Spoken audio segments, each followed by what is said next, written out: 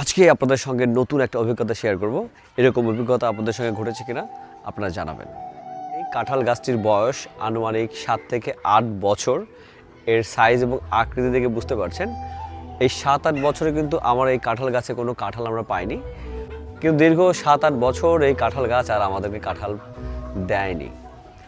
অবশেষে যে পদ্ধতি অবলম্বন করেছি, আসলে আমি না, এটা কুসংস্কার নাকি সংস্কার, এটাতে কাজ হয় কি কাজ হয় না আপনারাই বলতে পারবেন।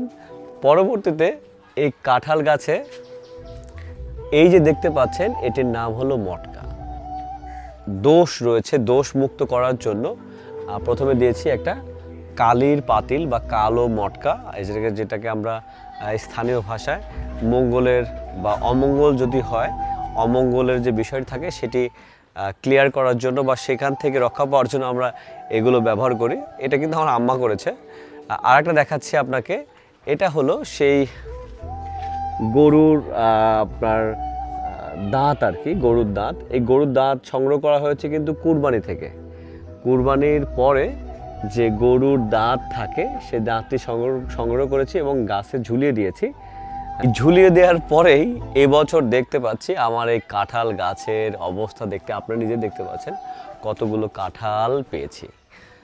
আসলে এটি কুসংস্কার নাকি সত্যি এটাতে কাজ হয় আমি নিজেও কিন্তু বলতে পারবো না, তবে আই হোপ বা আই থিঙ্ক, আমি মনে করি এটি অবশ্যই কুসংস্কার।